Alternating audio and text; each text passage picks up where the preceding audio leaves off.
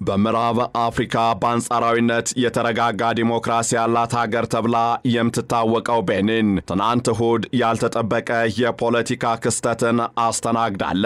የሀገሪቱ የውስጥ ጉዳይ ሚኒስትር እንዳስታወቀው በቤኒን ጦር ኃይሎች ውስጥ በሚገኙ የተወሰኑ ወታደሮች የተሞከረው መፈንቅለ መንግስት በታማኝ የሰራዊቱ ክፍሎች ሊከሽፍ ችሏል። ይህ ክስተት ፕሬዝዳንት ፓትሪስ ታሎን ስልጣናቸውን ለተተኪ ለማስረከብ በዝግጅት ላይ ባሉበትና ሀገሪቱ ወደ ምርጫ በምታመራበት ዋዜማ መከሰቱ የቤኒንን የውስጥ ፖለቲካ ውጥረት ብቻ ሳይሆን መላው የምዕራብ አፍሪካ ቀጣና ያለበትን የጸጥታ ስብራት አመላካች ሆኗል። እናም በዕለቱ የዓለም አቀፍ ትንታኔ ዝግጅታችን የክስተቱን ሂደት፣ የመፈንቅለ መንግስት ሙከራው መነሻ ምክንያቶችን፣ የፕሬዝዳንት ታሎንን አገዛዝ ባህሪና የቀጠናውን አጠቃላይ ሁኔታ እንመለከታለን። ከዓለም አቀፍ የትንታኔ ዘገባ ዝግጅቱ ጋር ታሪኩ ጋሹ ነኝ።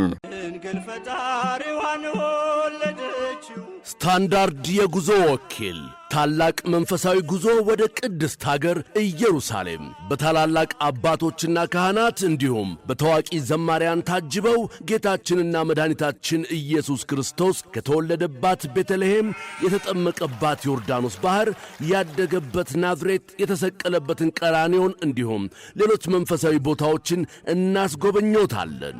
በኢየሩሳሌም ለእኩለ ጾም፣ ለትንሣኤ፣ ለዳግማዊ ትንሣኤ፣ ለዕርገት፣ ለጰራቅሊጦስ፣ ለደብረ ታቦር፣ ለመስቀል እንዲሁም ለልዳ ጊዮርጊስ ለጉዞ በምዝገባ ላይ ነን።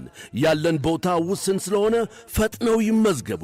ለመስተንግዶው እንዳያስቡ ባለ 4ና 5 ኮከብ ሆቴል ከዘመናዊ ባስ ጋር ተዘጋጅተው ይጠብቆታል።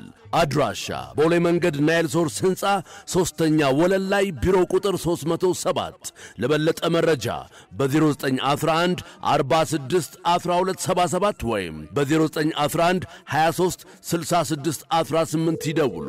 ስታንዳርድ የጉዞ ወኪል። ትናንት እሁድ ጠዋት በቤኒን ዋና ከተማ ኮቶኑ በሚገኘው የብሔራዊ ቴሌቪዥን ጣቢያ የሰራዊት ልብስ የለበሱ ወታደሮች በመቅረብ ስልጣን መቆጣጠራቸውን ማወጃቸው የነገሩን መጀመሪያ አብስሮ ነበር። በሌተናል ኮሎኔል ፓስካል ቲግሬ የተመራው ይህ ወታደራዊ ቡድን የመልሶ ግንባታ ወታደራዊ ኮሚቴ በሚል ስያሜ ራሱን በማስተዋወቅ የሀገሪቱን ሕገ መንግስትና ተቋማት ማገዱን ገልጾ ነበር። በፕሬዝደንቱ መኖሪያ ቤተ መንግስት አካባቢም የተኩስ ልውውጥ መሰማቱንና ፈንጆች መፈንዳታቸውም የሁኔታውን አሳሳቢነት አጉልቶ ያሳየ ክስተት ሆኗል። ይሁን እንጂ የአይነቱ ቆይታ የሰዓታት ክስተት ብቻ ሆኖ ተስተውሏል። የሀገሪቱ የውስጥ ጉዳይ ሚኒስትር አላሳን ሰይዶ በሰጡት መግለጫ ለሪፐብሊካኑ ታማኝ የሆኑ የሰራዊቱ ክፍሎች ሁኔታውን በፍጥነት መቆጣጠር እንደቻሉና ሙከራው መክሸፉን አረጋግጠዋል። መንግስት እንዳስታወቀው ከሆነ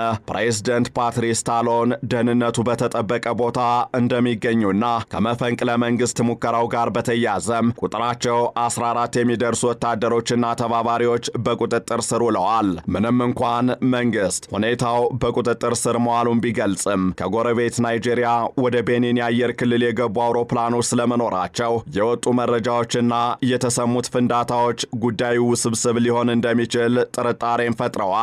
በሌላ በኩል ደግሞ መፈንቅለ መንግስቱን የሞከሩት ወታደሮች የሰጡት ምክንያት በምዕራብ አፍሪካ በቅርቡ በተከሰቱ ሌሎች መፈንቅለ መንግስቶች ላይ ከሚነሱት ምክንያቶች ጋር ተመሳሳይነት አለው። አማጽያኑ በዋናነት ያነሱት ቅሬታ የሀገሪቱን የጸጥታ ሁኔታ መላላት፣ በተለይም በሰሜናዊ ቤኒን እየተስፋፋ የመጣው የጂሃዲስቶችን እንቅስቃሴ መንግስት መቆጣጠር አለመቻሉን ነው። ከቡርኪና ፋሶና ከኒጀር ድንበር አቅራቢያ የሚንቀሳቀሱ የአልቃይዳና የአይኤስ ቅጥያ ታጣቂዎች በቤኒን ጦር ላይ እያደረሱት ያለው ጉዳትና የወታደሮች ሕይወት ማለፍ በሰራዊቱ ውስጥ የቁጭት ስሜትን እንደፈጠረም ይነገራል። ከጸጥታው በተጨማሪ ወታደሮቹ የፕሬዝዳንት ታሎንን የኢኮኖሚና የማህበራዊ ፖሊሲዎች አጥብቀው ወቅሰዋል። የኑሮ ውድነት፣ የጤና አገልግሎቶች መቀነስ፣ ላብነትም የመንግስት የኩላሊት እጥበት ድጋፍ መቋረጥና የግብርና ምርት የዋጋ ጭማሪዎችን እንደ ህዝባዊ ብሶት በምክንያትነት አቅርበዋል።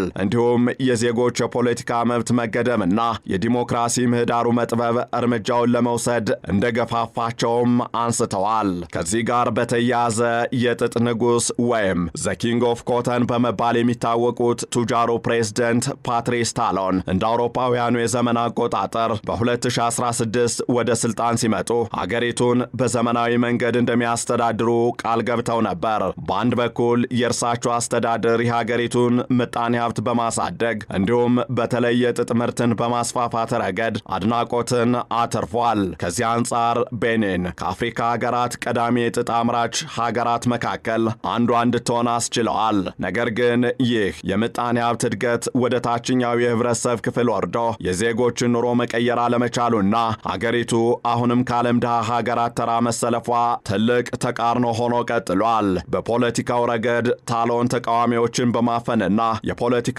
ተቀናቃኞቻቸውን ከምርጫ ውድድር በማገድ ይከሰሳሉ። ዋና ዋና የተቃዋሚ ፓርቲ መሪዎች በቂ ድጋፍ የላችሁም በሚል ከምርጫ እንዲወጡ መደረጉና የቀድሞ ፕሬዝደንቶች ሳይቀሩ ከፖለቲካው ምህዳር እንዲገለሉ መደረጉ በሀገሪቱ ውስጥ ቅሬታን ኮትኩቶ አሳድጓል። ምንም እንኳን ታሎን ለሶስተኛ የስልጣን ዘመን እንደማይወዳደሩና ስልጣናቸውን በሚቀጥለው ዓመት ለገንዘብ ሚኒስትራቸው እንደሚያስረክቡ ቃል የገቡ ቢሆንም ተተኪው በእርሳቸው ተጽዕኖ ስር የሚቀጥሉ ከሆነ ግን ለውጥ አይመጣም የሚለው ስጋት የበለጠ ይገዝፋል ማለት ነው።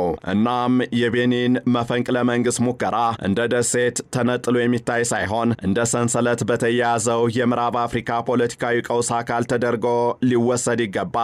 ከቅርብ ዓመታት ወዲህ ማሊ፣ ቡርኪና ፋሶ፣ ጊኒና ኒጀር ወታደራዊ መፈንቅለ መንግስትን አስተናግደዋል። በቅርቡም በጊኒ ቢሳው ተመሳሳይ ሙከራ ተደርጓል። ይህ የመፈንቅለ መንግስት ሁኔታ በቀጠናው መስፋፋት ለምዕራብ አፍሪካ የኢኮኖሚ ማህበረሰብ ወይም ኢኳስና ለአፍሪካ ህብረት ከፍተኛ ራስ ምታት ሆኖ ቀጥሏል። እነዚህ ተቋማት መፈንቅለ መንግስቱን በጽኑ ቢያወግዙም በተግባር ግን ወታደራዊ ጣልቃ ገብነቶችን የማስቆም አቅማቸው እየተፈተነ ነው። በሌላ በኩል ደግሞ ይህ ክስተት የዓለም አቀፍ ኃያላን ሽኩቻ ማሳያም ተደርጎ ሊወሰድ ይችላል። ከዚህ አንጻር ሩሲያ በምዕራብ አፍሪካ ያላት ተጽዕኖ እየጨመረ ሲሆን እንደ ማሊና ቡርኪና ፋሶ ያሉ ሀገራት ከፈረንሳይ ርቀው ወደ ሩሲያ ጠጋ እያሉ ነው።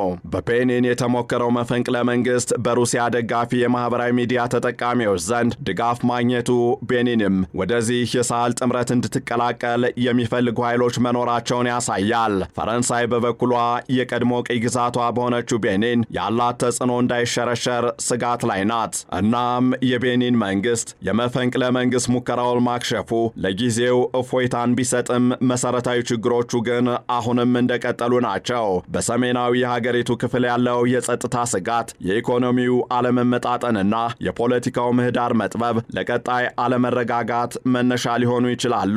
በቀጣዩ ዓመት ለሚካሄደው ምርጫ ይህ ክስተት ጥላውን ሊያጠላበት እንደሚችልም ይገመታል። ቤኒን ወደ እውነተኛ መረጋጋት እንድትመለስ ፕሬዝደንት ታሎንና ተተኪዎቻቸው የጸጥታ ችግሩን በብቃት መፍታት ብቻ ሳይሆን የፖለቲካ ምህዳሩን በማስፋት የሁሉንም ወገን ተሳትፎ ማረጋገጥ ይጠበቅባቸዋል። አለበለዚያ ግን በአካባቢው የሚነፍሰው የመፈንቅለ መንግስት ነፋስ ቤኒንንም መልሶ ሊያምታታት ይችላል።